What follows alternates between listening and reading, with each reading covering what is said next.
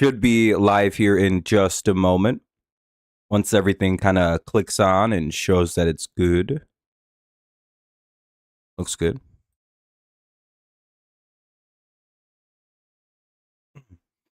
All right. Let me just get all my stuff working here.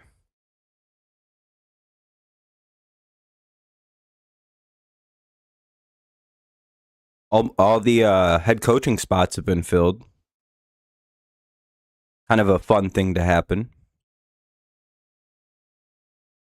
So one of the things in this stream eventually we'll kind of like, hey, let's look at like all the head coaching hires. I think that'd be a good idea. Come out to play. You know what my new favorite thing is, Fernando? For some reason, Seahawks fans get really upset at Patriots fans for not just saying, yeah, you guys are going to win. And I've seen a lot of shit talk from Seattle where they'll like quote tweet a Patriots fan saying like, if we can hold Kenneth Walker to under 100 yards, we have a good shot at winning the game. What's up, Dean? And then a Seahawks fan will quote tweet it and say some shit like, these are some of the most delusional people, I swear to God, that I've ever seen. They really think they have a chance. Like, what's wrong with them? Like they'll say shit like, they'll be like, they haven't played anybody. Like, why would, and it's like, do you think that the team you're playing in the fucking Super Bowl is just going to be like, what's up, Donnie? Is just going to be like, well, we're going to lose. What's up, Kevin? Yeah, the weird May deep fakes. Yeah, the whole Jets fans are just stupid. Who cares? What's up, everybody? How y'all doing? It's gonna be a great game. Oh yeah, no, Dean, and I get people being bombastic. By the way, I get why Seahawks fans are saying we're gonna put belt to ass, and I'll never complain about that. The thing I hate from either fan base, really, but I don't really see it from Patriots fans, is Seahawks fans or Patriots fans saying the other side is delusional for having the takes that they have. Like, no, they're not. It's the fucking Super Bowl between two fan bases. Let them have the craziest takes that they want. They've earned it. Both these fan bases get to talk shit and just have fun doing it. Like, if there's a Patriots fan out there that's arguing, we're going to win 63-0, cool. If there's a Seahawks fan saying we're going to win so bad that we might end the Patriots, they might have to fold the Patriots franchise, what we're about to do. And I would not call them delusional. I'd be like, they're talking some crazy shit. By the way, I have kind of a weird voice going on because I'm dealing with a back injury. That's why I've been gone for a few days. It was so bad. Like you all know I have like an ongoing back condition that every so often it flares up. Right now it's really bad. I had to do a bunch of dabs just so I could like sit for 2 hours or for an hour here. I haven't really been able to sit for more than like, I've gotten to like an hour at the longest. So we'll see. What's the NFL news, Dean? I'm sure I have. It's just a lot has come out. Very excited for the game. But yeah, like, I don't know. There's this weird energy from really a lot of Seahawks fans that are like, you know, the other team's allowed to think they're going to win, right? Like, Patriots fans don't have to think they're going to lose this game just because Seattle has a better team. It's like, yeah, of course they do. No, it's all good, Kevin. I'm used to it. It's just like, that's why I couldn't stream. Usually it doesn't hurt to sit out. You know what's crazy? Do you know every single Patriots Seahawks game has come down to the last couple plays? Oh yeah, no, the Seahawks are getting hoed on news. The Kubiak news, Jody Allen got fined publicly. They're for sale, which I don't know. Everybody kind of knew the Seahawks had to be sold here in the next couple years. Like, pretty quick here. Like, it was like they have to get sold. I knew that. Like, when Paul Allen died, I was like, well, Seattle's gonna have a new owner. I was like, wait, he explicitly said no. Like, I remember getting really weird about that because I was like, how is this possible? Sell the team. Oh, really? How is Rome? He seems like a cool guy. But yeah, Dean, you know that, right? Like every single Patriots Seahawks game has been a close game.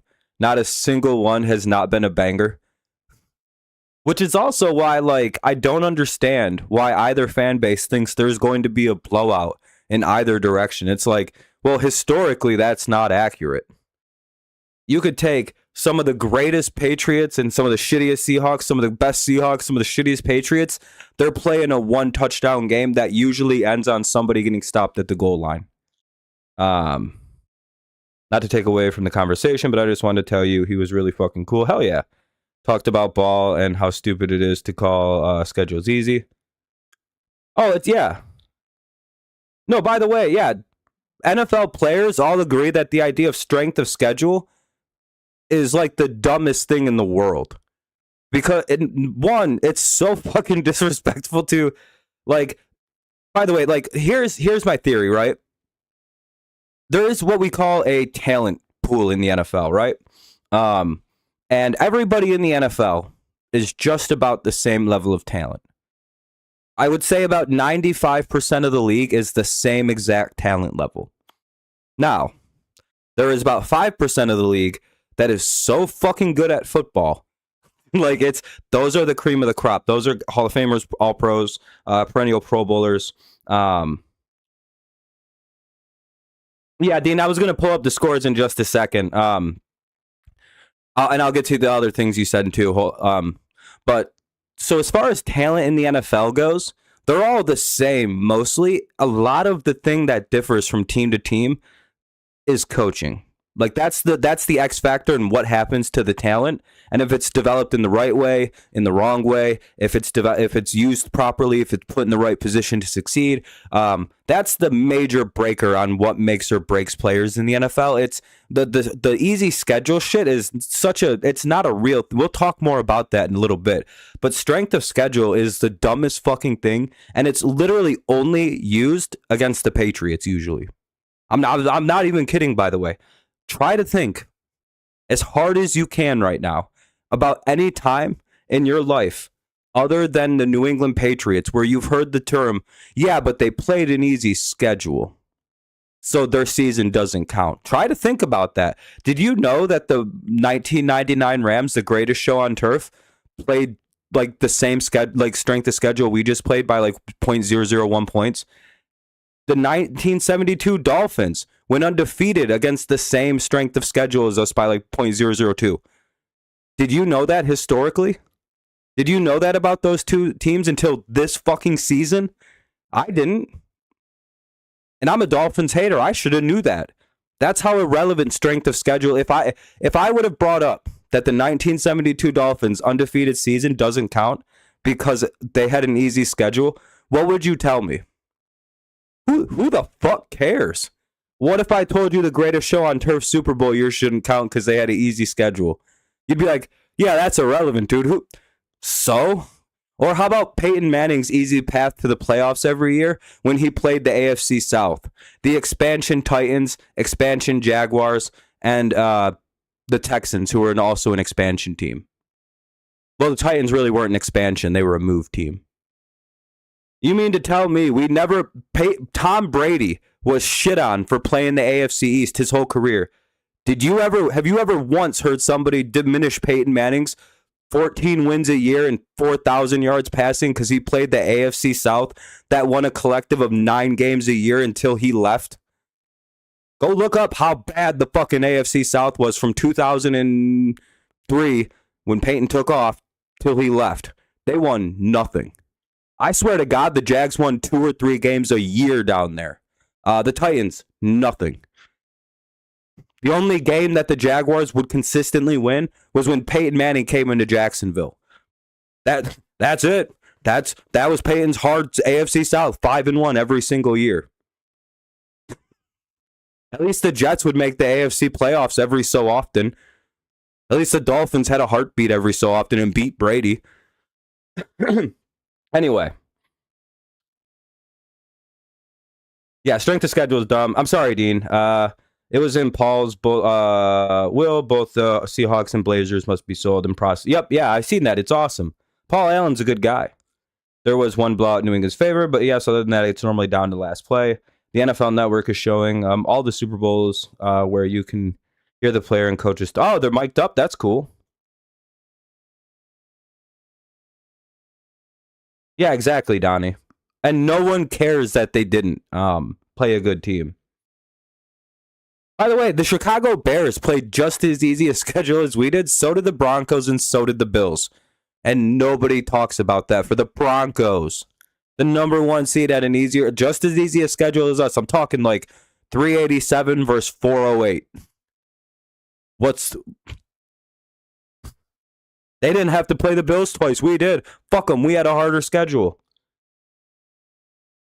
Yeah, and no, I'm not even going to say that because, like, again, I don't care. I didn't even know you guys played an easy schedule. Who cares? Like, it's so irrelevant. It's like, to me, you're only a schedule merchant team if you win 12, 13 games and then immediately lose in the playoffs if your team isn't really hurt.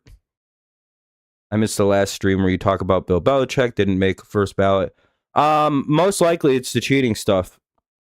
And I don't want to get started on that again. Yeah, like that thing with the Broncos. It's like, does that take away from their defense? Not at all. Or the Texans. It's like, I bet you their schedule was horse shit too. Who cares? If the Patriots win the Super Bowl, do you know they've beaten 16 different teams this year?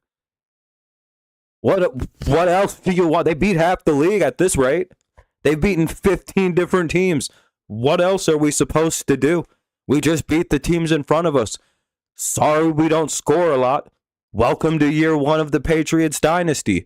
2001 all over again. Patriots are winning games they shouldn't win by annoying low scores. You ever wonder what it would have been like to live through the start of a Patriots dynasty with Brady? Go look at them. Go look at them box scores. They're not very different from what May's doing. And our defense is actually better than what it was back in 2001. My opinion.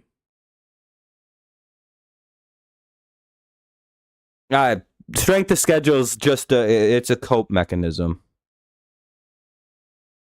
It's a cope mechanism, and it's real bad. We're not going to get Pickens. I hate to tell you that. They will not sign that fucking loose cannon. No, I'm telling you, AJ Brown's not going to be an Eagle next year. And I have a really good... And everyone's like, I don't know if I want AJ Brown's attitude in New England. One, did he ever have this attitude in Tennessee with Mike Vrabel? Oh, I'm sorry, not one time did he ever act like this with Mike Vrabel in Tennessee? Oh, that's interesting. He talks really big about Mike Vrabel.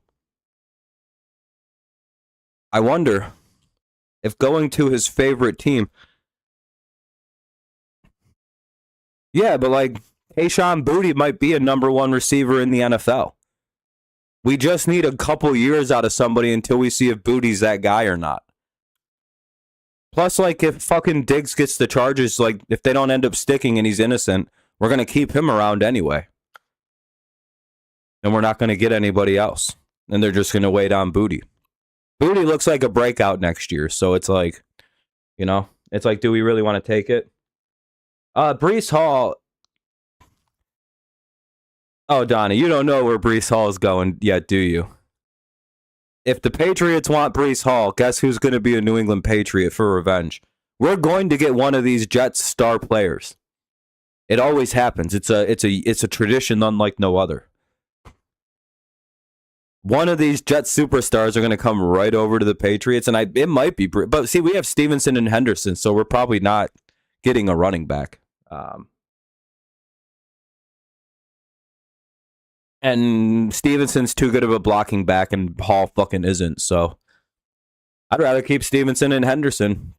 Brighter future. Focus on the O-line. The Patriots' only weakness is O-line and edge rusher. We should be in on the Max Crosby trade. Honestly, like, our whole offseason should really be like, re-sign all of our key players like that are about to leave, and then try to get Max Crosby. And then offensive line. We're good after that. We don't really, maybe try to get another receiver. I don't know. Hope to God Diggs actually didn't do what he did. If he did, dang. Got to get rid of him. But Then we go get AJ Brown, baby. Yeah, I don't even care. Give him the 3 first. We're fine. We're going to be picking into... If we're picking 32, give him the first. I don't care. If you bring in fucking Max Crosby with our secondary, oh, man. Crosby earlier today said he wants to play for a contender. That means he wants to fuck out of Oakland or Las Vegas. Which means, let's see, who do we think is going to be in this race? The Bears. I would imagine they're going to be in. The entire AFC West is out. You know, Dean, you guys might be an option, but I don't know if you're going to do that, because don't you guys have to re-sign a bunch of people right now? You guys have a ton of money, but isn't the problem for you guys? Edelman already said he's going to make number 11, and not in the first ballot, but Julian gets in on the last try. Bears, Broncos, Pats, Eagles. Yeah, all of those make sense. Bills can't afford it. Well, if they get rid of Joey Bosa and do a bunch of shit, maybe the Bills. But yeah, Julian Edelman's an easy Hall of Famer. Though Eli Manning apparently didn't make it this year, which I'm a little bit surprised about. I was like, oh, like I said, Eli's a 4th ballot Hall of Famer, just like Edelman. If you're a playoff in guy, which Julian's a playoff in the Hall of Fame guy, you don't get in for a minute. They make you wait. But if you're a playoff Hall, you usually get in. You can look at Lynn Swann as a really good example of a guy who really wasn't that great. And like, go look up Lynn Swann regular season stats, and you're like, that's a Hall of Famer? It's just like, and it's not even like era bias. It's like, no, he wasn't that good of a wide receiver, but he's one of the all-time greatest like postseason receivers. So he got into the Hall of Fame. Julian Edelman statistically is like one of the greatest all-time postseason receivers. What is he, like top 3? He's a Super Bowl MVP. But he's a 2-time Super Bowl champion quarterback with 2 very important drives in both of those Super Bowls. I don't know. It's one of those things where it's like, here's like always a good measuring stick for the Hall of Fame, and a lot of Hall of Fame voters at the very last criteria for a player. Eli will get in even if it's through like the veteran committee, because the reality is, can you tell the history of the NFL without Eli? Without, like, if it was a book, you're writing the book. Is Eli Manning in the book? Can you tell that story without him in it? The answer is no. He's a Hall of Famer. And I hate to be the guy to do it, because it's like, it's off my team's back. I think beating that fucking team with that throw, it's, you know what I mean? It's like, those 2 Super Bowls are so important for what NFL history is, because right now, the Patriots would be like the best team in the NFL. Like, it's runaway. You know what I mean? Like, the history of the NFL is so radically different, because that would put the Patriots at 8 franchise Super Bowls with an undefeated season on top of it. One of the greatest seasons in NFL history was destroyed. It's like, he gets in, but he's going to have to wait. And the same thing with Edelman. He'll get in, but he's going to have to wait. Because, again, he's like statistically one of the greatest postseason receivers of all time. Edelman is key figure in that fucking Falcons comeback. He has that play. Arguably one of the greatest catches in NFL history. I may be a little bit biased. If you guys haven't dropped any likes yet, consider doing so. We have all of 3. Not great. We could definitely use some more.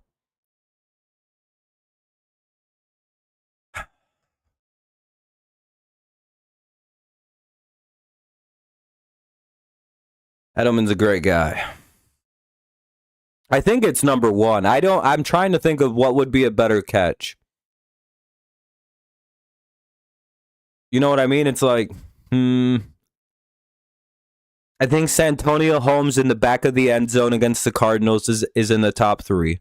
I consider situation of a catch, like, and the difficult, like, degree of, like, the whole thing. You know, it's got to be like the whole package. By Dwight Gooden, no, that's top 5.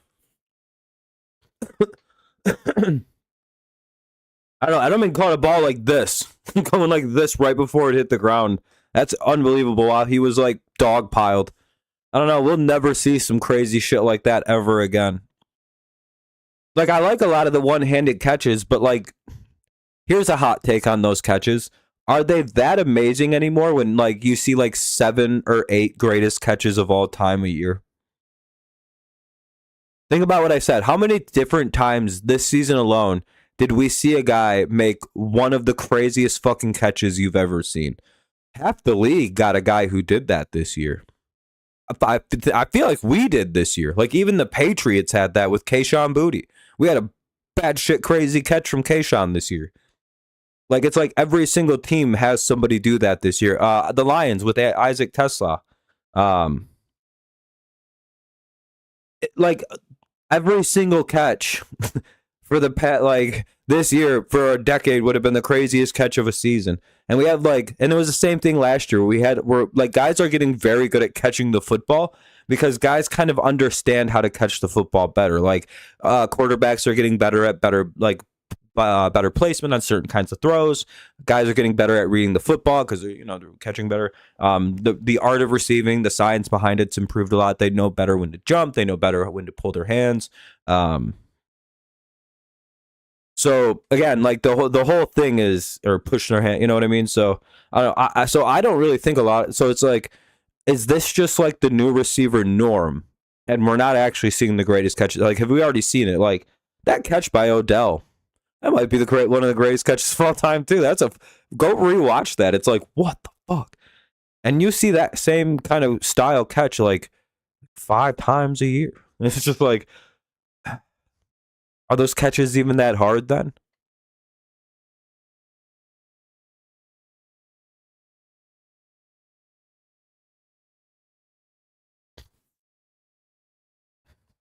On against the Seahawks?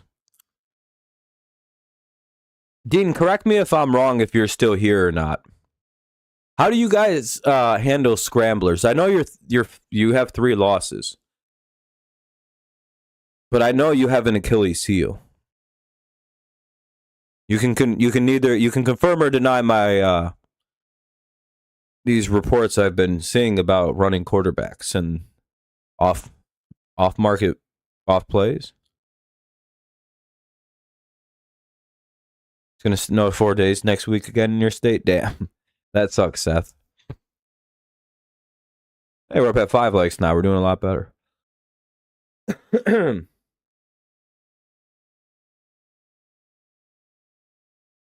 See, the only problem also is you guys don't have the biggest defensive line, and I know that really hasn't hurt you at all.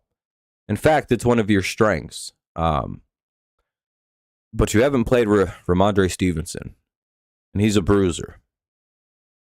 He may be I don't know if you played the Ravens this year, actually. Did you play the Ravens? If you haven't, I don't know if you've played a running back like Ramondre all year.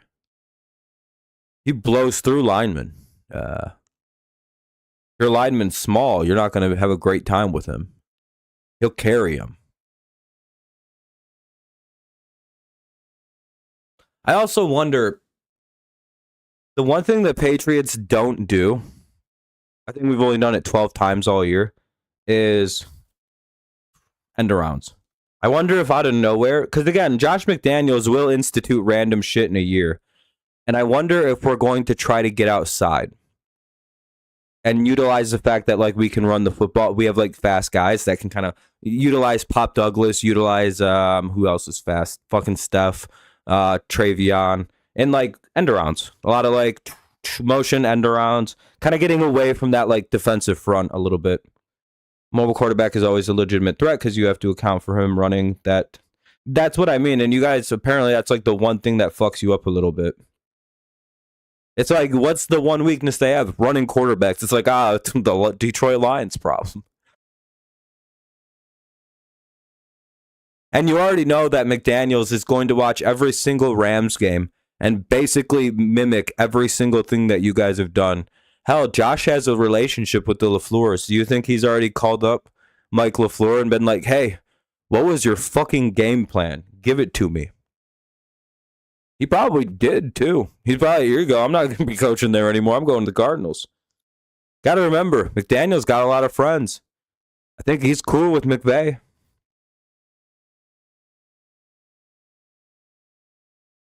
They're all from like the same weird cult.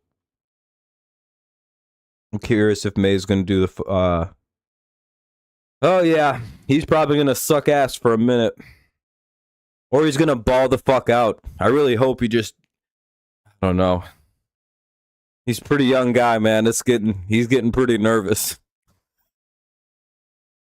I hope he can overcome it.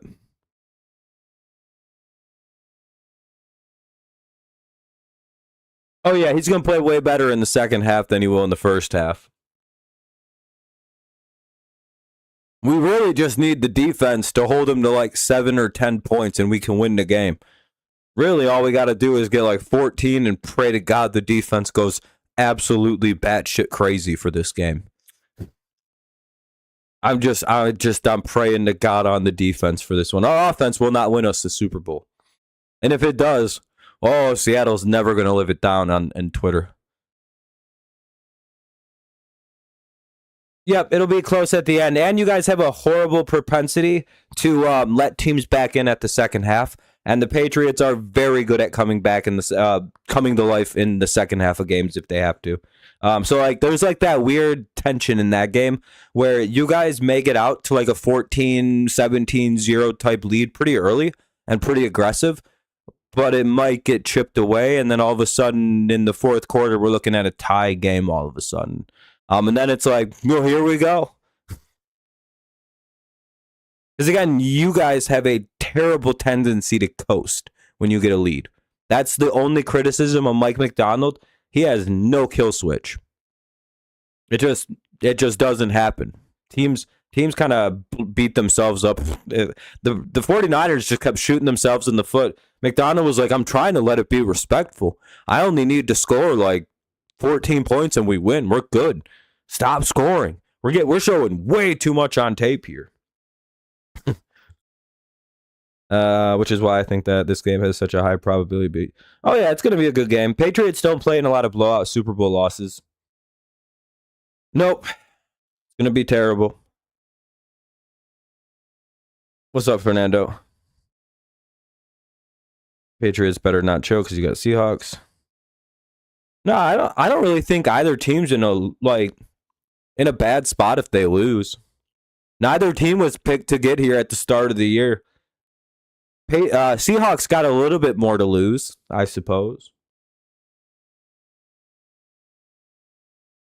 If you don't think both teams have house money going right now, you're a little crazy. We both have an insane amount of money, and all of our players want to come back. Like, not one player on Seattle wants to leave the Seahawks. Well, I don't know with the ownership situation. Not one player in New England wants to leave. Everybody's coming back. They're begging them.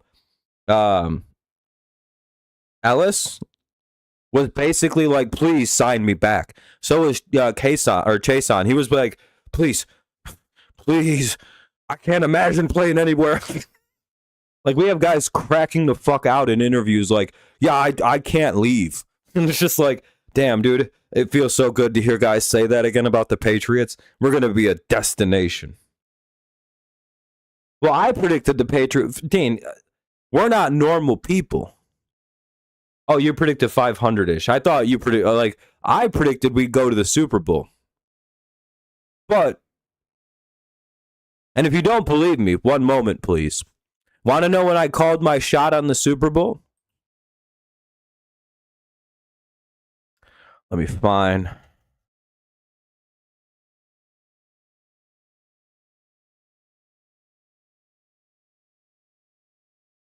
Hold on. All right, let me pull something up here.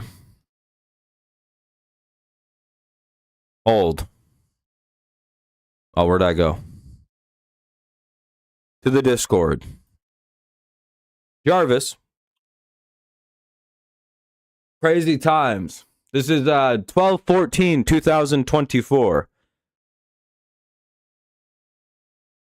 Yeah, you heard me right. That was last year during Drake May's rookie season. We were getting the shit beat out of us every single game by Gerard Mayo.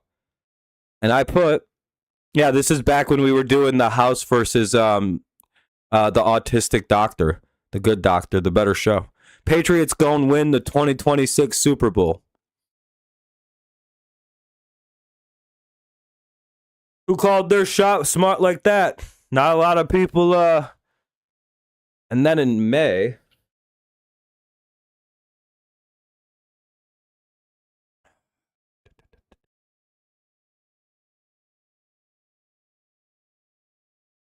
let me find.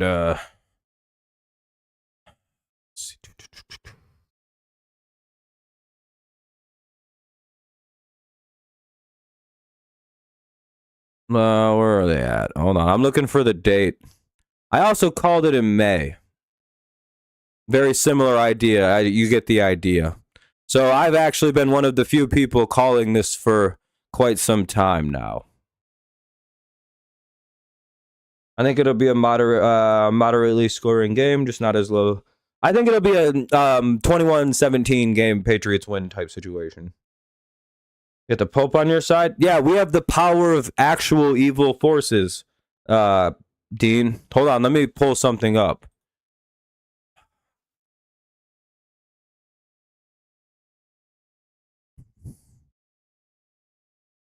Damn, where is it?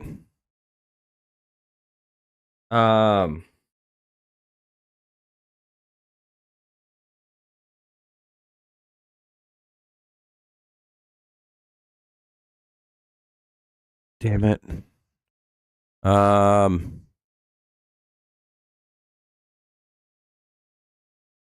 me see if I can find it. It's that picture of like Foxborough, like Massachusetts, and like the way everything is set up. It's just really funny. Oh, where the fuck are they? Damn, no, I won't be able to find it.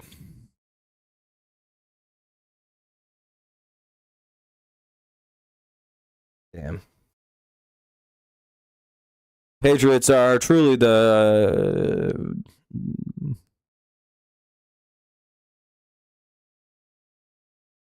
weather is the best. It's been in New England for about a month and a lot of other factors.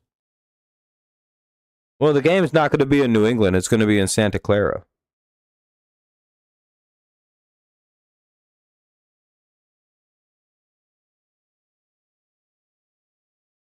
It's going to be pretty nice out in California this week, I think. Fernando, we're fine than playing a football game without gale force winds and snow. Oh, okay. I thought you said it's been. Oh, I thought you said for New England. I thought you said in New England. I was like, well, that doesn't matter about the weather in New England. We get California weather. See, that's the best part for you guys. If you guys win, you win a Super Bowl at their stadium. How funny is that?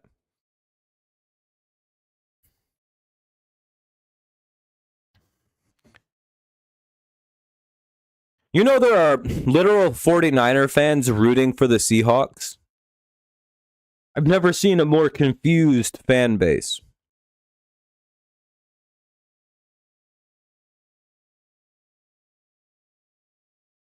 Genuinely, by the way, I'm not even joking. Like, I saw a real, like a 49ers, like, bang gang, 49ers gang, or whatever they do, like, was this thing, and he's like a guy with all this ridiculous shit on. He's like, I'm born bred 49er, and I'm rooting for the Hawks. Can't root for the Patriots ever. And, like, rightfully so, it's a lot of 49ers fans going, what the fuck are you talking about?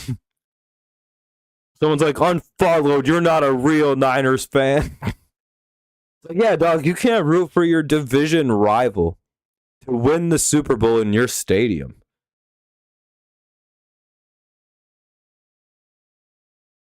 That'd be like if Chicago, like Detroit got to host the Super Bowl and Green Bay went to the Super Bowl, and because the Lions fans like the Patriots though, so it's like that wouldn't happen. Like if I don't, who the fuck do the Lions not like in the AFC? I think they're friendly with a lot of teams. Kevin, who's your ops? I would root for a division rival, but not if it was on my home field. Like, I can get what the guy was arguing, that he wants his division to win the Super Bowl. Like, that was his ultimate thing, and fuck the Patriots, right? Okay, you know what? I can understand the first one. You can't cuck out because you hate us like that. You can't cuck out when it's your home field. You have to be like, gotta root for the Patriots here. All the Rams fans are rooting for us. It's great. I like Rams fans again. We're cool now. They're like, now that they get the MVP anyway. They don't fucking care anymore. We're not fighting anymore. We're back to our friendship with the Rams, Fernando. Well, it's a rivalry, but we're like cool. I don't really understand why they don't hate us. They never have either. It's weird. Considering driving down and tailgating, hell yeah. I'd imagine, dude, the tailgating's probably going to be insane.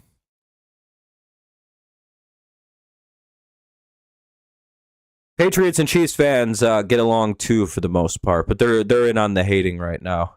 Everybody hates us. It's all a bunch of begrudging. The only actual fan base we get along with is the Browns. Isn't that weird? There's no beef between Patriots and Browns fans, and it's the funniest friendship. Guess who's gonna get Myles Garrett when the day he gets actually traded? It's gonna be my team. It will be. They're going to give him right to Mike Vrabel.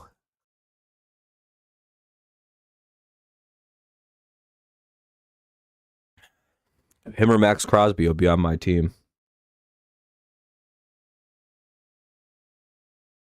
We get along with weird, bad teams. Like, we just, fuck the Saints. I don't fuck with them, dude. We had a good relationship with Tampa until Brady left. Now they're shitty again. I don't know what's up with them.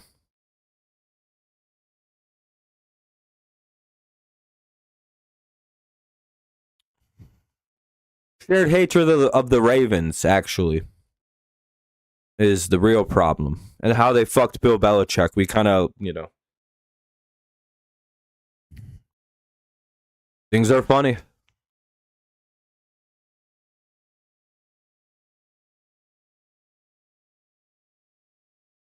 Yeah, we have we have like neutral people.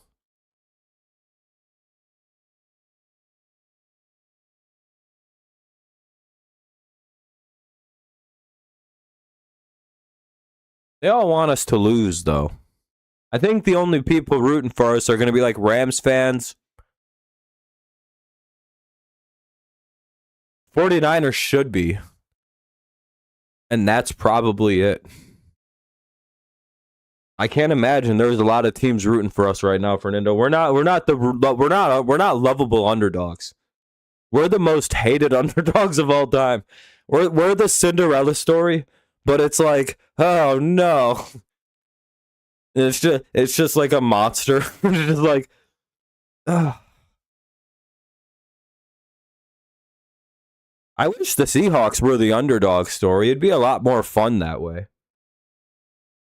Yeah, Dean, not a problem. No, Fernando, you would think they'd like us right now because this is the most likable we're going to be. The problem actually is, though, Fernando, do you know what the problem with us?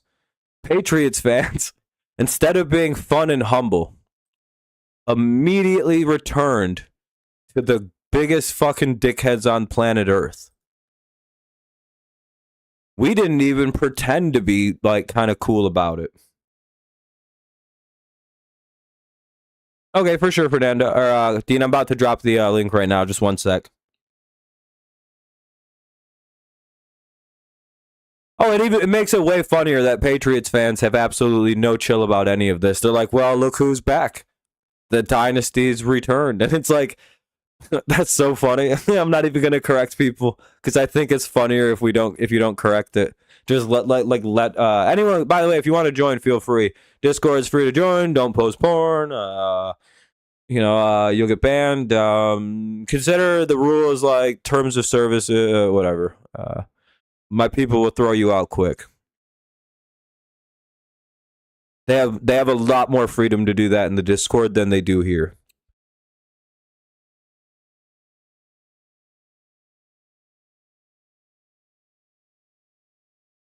Yeah, don't tag everybody. That'll get you muted. Then we'll unmute you after a minute, but it's like, you get yelled at by me. And everybody will come be aggressive. You don't understand how aggressive people in that Discord get about the at everybody.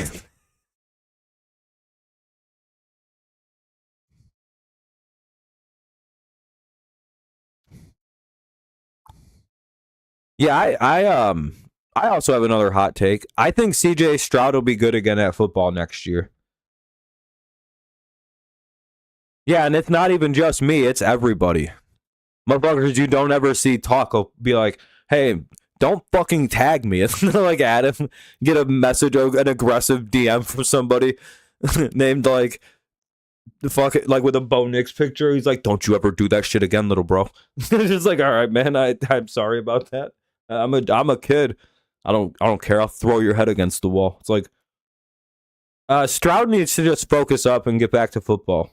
Not even really an O-line issue. He was getting plenty of opportunity to throw against us, and he would just shit the bed. He just needs to focus back in. And I also will say, he lost both his wide receivers, Nico Collins and Tank Dell, that year. He should have both of them back next year, fully healthy. Plus, he'll have Dalton Schultz. Like, he'll have his whole crew back next year, finally. And I think that makes a substantive difference for a young quarterback.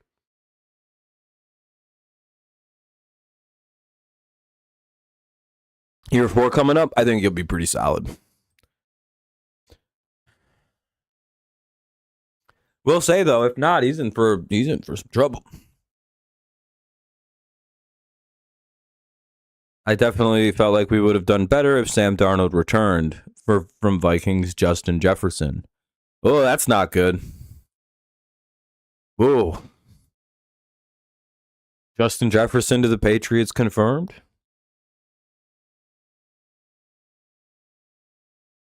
Just rumors. That's not too crazy to think that eventually it's coming, especially when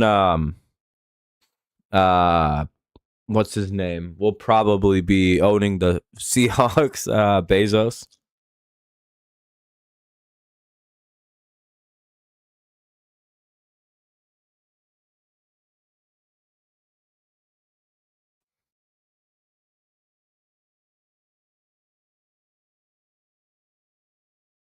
They become the Seattle Prime.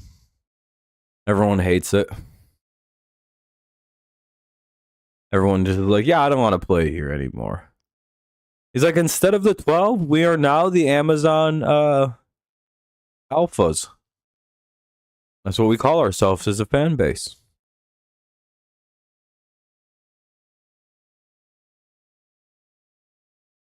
I would be mad. I think woke would have gone too far, Fernando.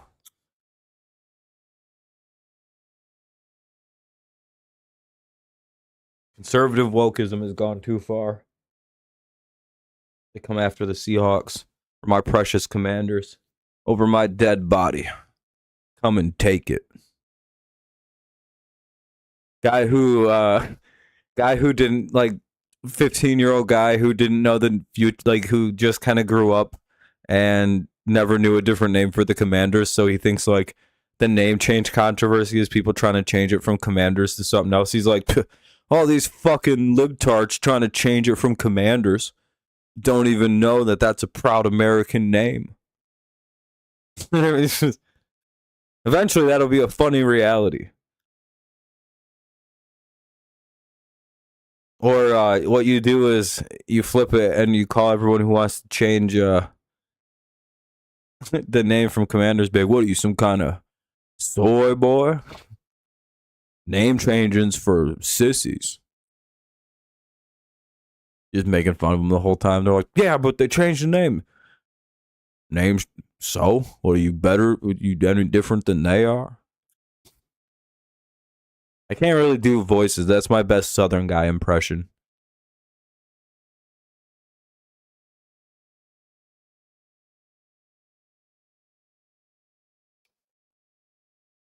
You know what really will bother a Seahawks fan? If you ever bring up this one simple fact that that Sam Darnold used to play bad, has played bad against the Patriots his whole career. They go, that's the old Sam Darnold.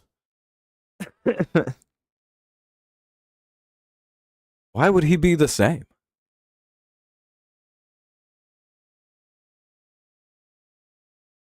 And then they'll bring up a game from like 2023, how bad they beat us, and it's like, all right. Or from like Drake May, they're like showing Drake May get beat up on by Seattle pretty bad, and it's like, last time we played them, by the way. I've seen that, but I've seen this said several times.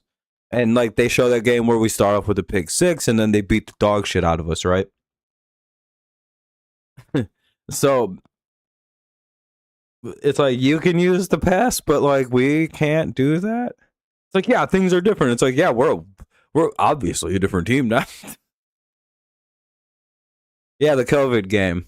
They like have been showing the COVID game as like an example of what's the last time we played. They act like it was belt to ass, and they call all of our points garbage time. It's like that's not how that works. We almost came back and won. But yeah, that's you've seen that too, Fernando, right? Where they like try to spin everything in like this weird way where it's like we've never played a bad game. Why are you doing this? Yeah, I even remember the play.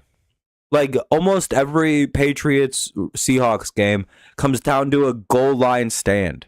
If you don't believe me, there's a compilation video on the internet where it straight up is just the ending of every one of those games, and like I think 8 out of 10 of them end on the goal line. It's just like, yeah, those are some of the greatest games in NFL history consistently.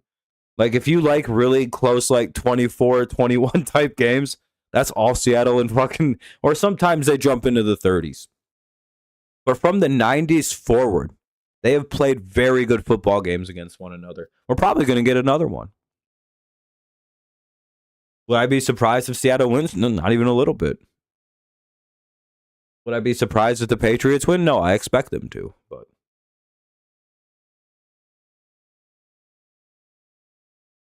I don't think anyone should be surprised. By the way, there's no luckier team than the New England Patriots. You have to keep that in mind, too. You don't think that matters, but it does.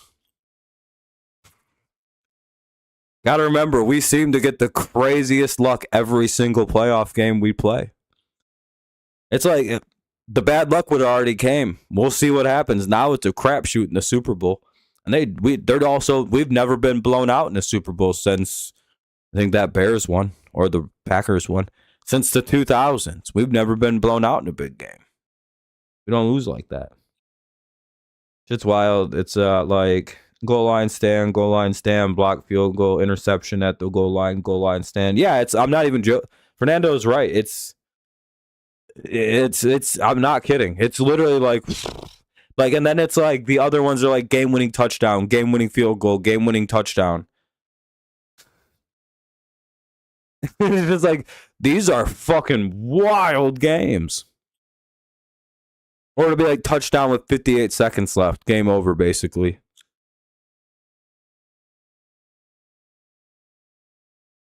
That game didn't happen.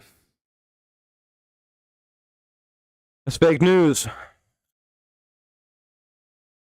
The Bears, for some reason, lie about that score quite often. And the NFL likes to as well. It was actually only like... yeah,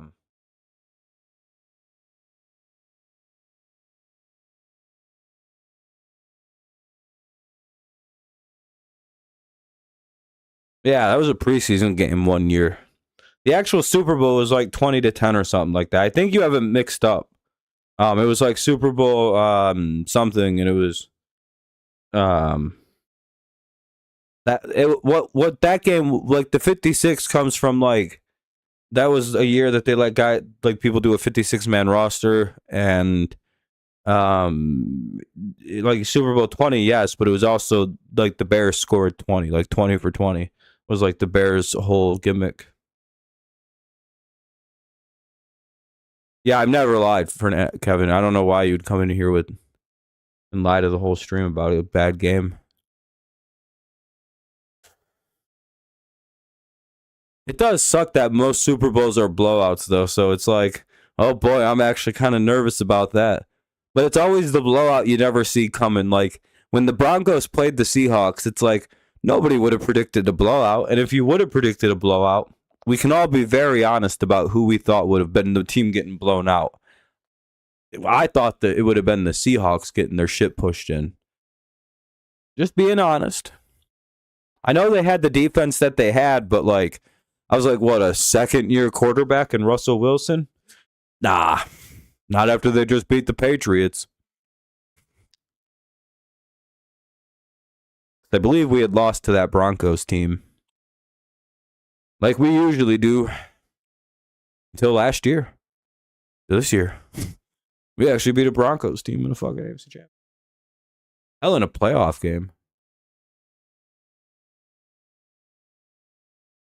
I've only seen that twice in my life, I think. We beat Tim Tebow's ass in one time at Gillette. And then this year. What's up, Jake? How you doing?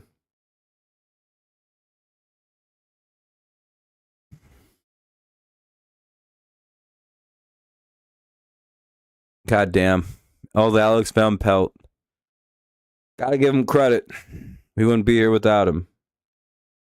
Mike comes back and just goes, you know, I finally was about to come back, and then I hear you're giving Alex Van Pelt credit. You guys can all go fuck yourselves again. He just leaves again and be like, damn, we pushed Mike away again. I was just kidding, too.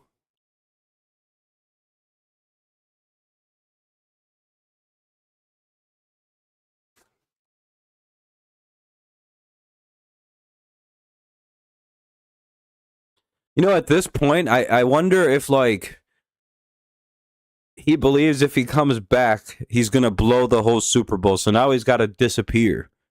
And once the Super Bowl ends, he can come back and start hanging out again. If so, what a sacrifice from our friend Mike. Unless he just doesn't hang out anymore, because he is, like, I don't know, 35. He might have got a girlfriend and, you know, stopped hanging out. Makes sense. He was a little bit older than us. He might even be like 36, 37.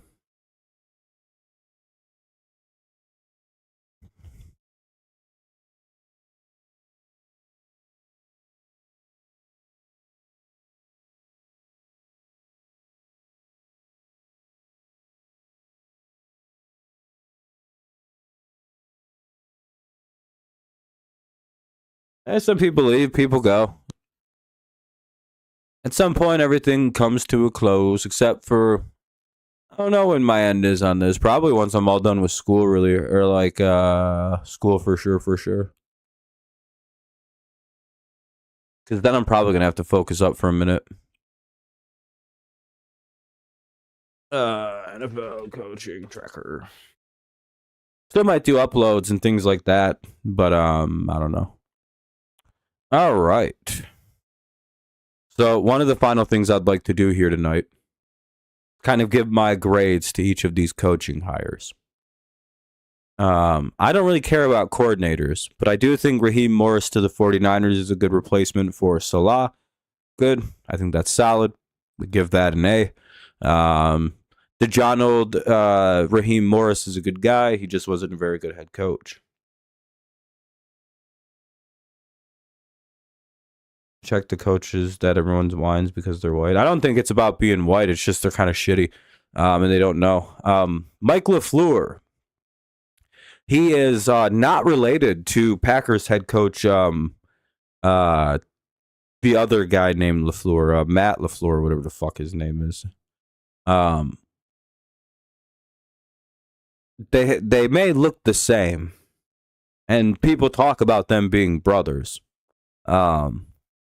However, that's like a meme. No relation between the two. Just don't believe when people be like, hey, you know that Mike LaFleur is the brother of Matt LaFleur?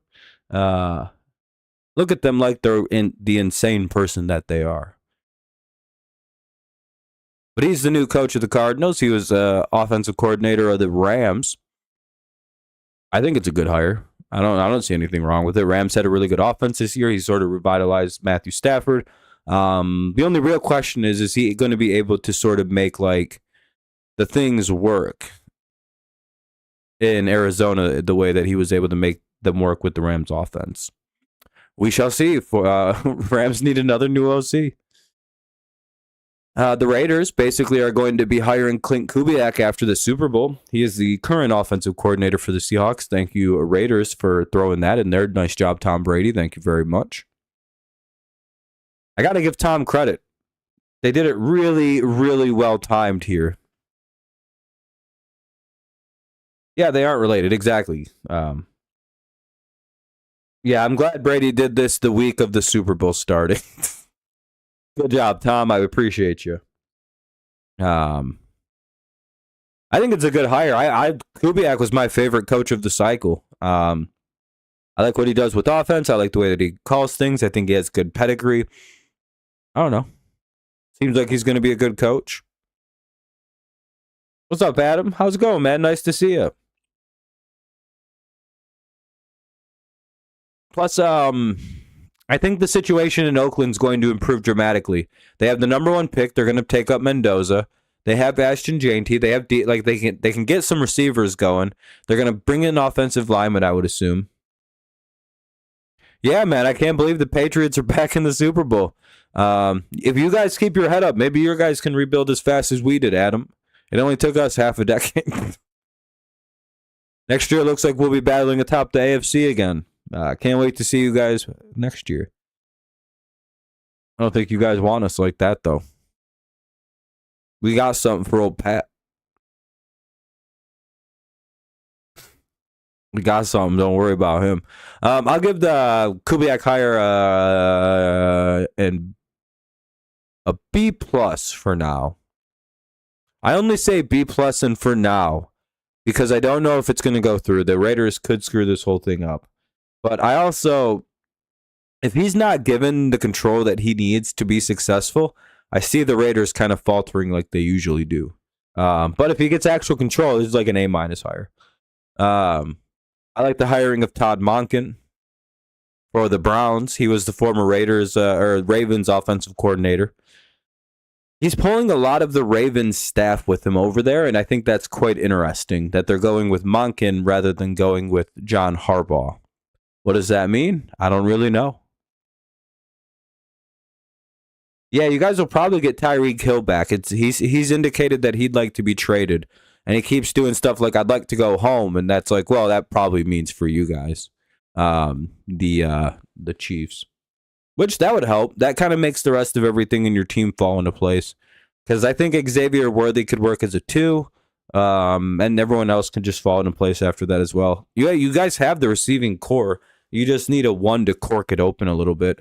And Mahomes just isn't really that guy that elevates. That's fine. That's just not who he is. Give him a couple home run guys and he's going to hit home runs. He can't swing the bat for him, though. Brady would get up right behind people, put the bat in his hands with them over top of theirs and be like, no, you got to swing like this. And they'd hit the home run thanks to Tom. See Chris Hogan, Amendola, and Jules. Well, we got Eric Bieniemy. Yeah, I think Bieniemy's a good pickup. Rice can't stay out of trouble. Yeah, if Rice can stay out of trouble, he's like the best number 2 for that team. I think it's stunning how many chances. The Falcons completely blew their team up. I was waiting to talk about them here. This is insanity. They fired everybody. They created a new position of president of football operations. So they hired a new head coach in Kevin Stefanski from the Browns. They hired a new general manager in Ian Cunningham, new offensive coordinator in Tommy Rees, new special teams coordinator in Craig Aukerman, offensive passing game coordinator, former Lions and Jets passing game coordinator Tanner Inkstrand, and quarterback coach Alex Van Pelt. Give him credit where credit's due. But yeah, they're building quite the staff. I think it's a good little team so far. Yeah, Packers got stripped, Bears got stripped. Yeah, we'll see how the Bears do without all their players. It went good. Had a good first semester or last semester. This semester went good, or is going good, I guess. Just kind of standard. Yeah, Falcons have completely restructured the football team. We'll see what it looks like. I don't like some of these moves. Like, I don't know about Tommy Rees. I don't like this. We'll see if he does a lot better than he did with the Jets. I like Alkerman. I like Cunningham. I don't know. They have some good moves. I don't like Stefanski at all. I think that's a bad hire. But they should be solid. They should be a lot better this coming year. We'll leave that as like a B. All right, interesting. Declan Doyle is OC to the Ravens, and then they hired Jesse Minter as the head coach. He was kind of like the big name this offseason. I think him and Kubiak were the big names, in my opinion. Yeah, I think it's an A hiring. Minter as like a defensive-minded head coach kind of fits the Ravens vibe. He's young. What is he, like fucking 33? he's like, what is he, like the youngest head coach ever? Second youngest? He's right there with McVay anyway. And I think Declan, he's the one that's 29, right?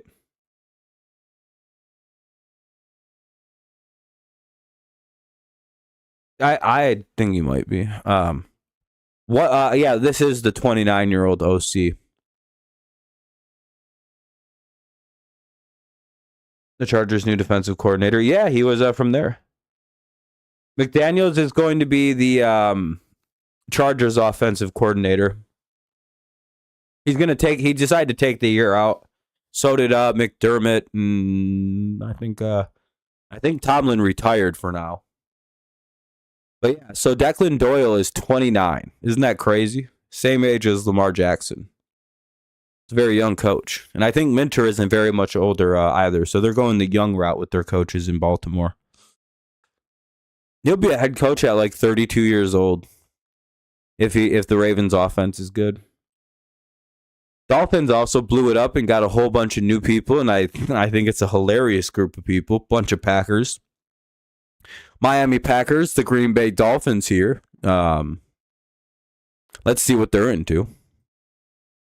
They hired former Packer head coach Jeff Hafley, former Packers front office people as their general manager, John Eric Sullivan. I think Bobby Slowick is the offensive coordinator from the Texans. Defensive coordinator, Sean Duggan. Special teams coordinator, Chris Tabor. And QB coach, Nathaniel Hackett.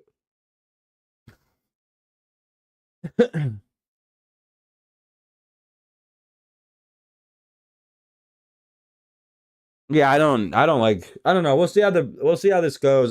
They just went full Packer, and I don't know if that's a good idea. C plus right now, just because I don't like Hackett. I don't like Slowick. We'll see how these two play out. Packers front office has been great.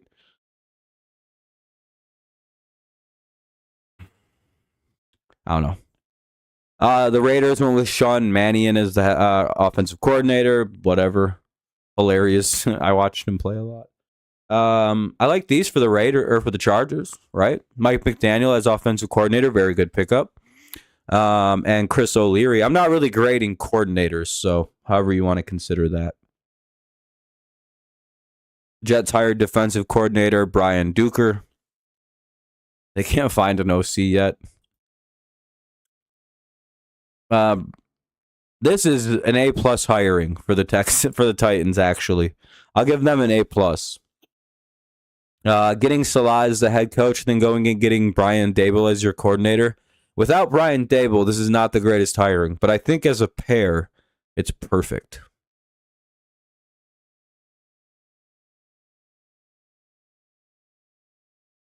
Salah and Daboll. So I think it's good. I think this is a good pairing of the two. I like it a lot. My back is starting to bother me, so I'm gonna. Oh man, we still got a lot to go. Oh, not really. We're almost done. Okay. The Bills are gonna hire a new head coach because they fired McDermott. They're gonna go with Joe Brady. Good hiring. I'd give their moves like a B plus or like a B. I think Brady was an okay offensive coordinator. Pete Carmichael Jr. as the offensive coordinator. Don't know if I like that. Really good hire in defensive coordinator Jim Leonard, and then Jeff Rodgers for special teams. Yeah, but the Eagles also are very good at fixing their problems in an offseason, so I'd imagine they're going to be really good again next year. David Blau will be the Commanders' offensive coordinator, hilarious former Lion Blau, and Durante Jones will be the DC. Lions hire former offensive Cardinals OC Drew Petzing. I think it's a good hiring. New York Jets will hire John Harbaugh, or New York Giants will hire John Harbaugh. Their assistant head coach and special teams coordinator will be Chris Horton, and the DC will be Denard Wilson. I'll give this a B just because I don't know how much Harbaugh has left. Jonathan Gannon goes to the Packers as a defensive coordinator. Cool. Mike McCarthy to the Steelers. He brings with him Patrick Graham as a DC and a running back coach of Ramon Chinyoung. I'll give this a C+. I don't really see how this is any different than Mike Tomlin. Kind of a lateral move. I don't really know if this will help the team get what they desperately need, a quarterback. New DC in Dallas will be Christian Parker. Bucks will bring in a new offensive coordinator in Zach Robinson. I think that's a good hire. And then special teams coordinator, Danny Smith. Chiefs bringing back Eric Bieniemy. Yeah, and that's all the moves. I think I don't know who's the best hire. Kubiak's up there. I think Minter is really going to be good. I think Monken will be solid.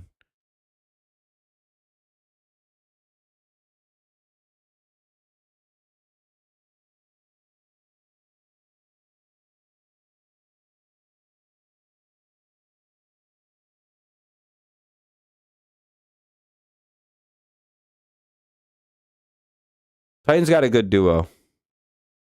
Yeah. I'm just looking at just pure head coaching moves.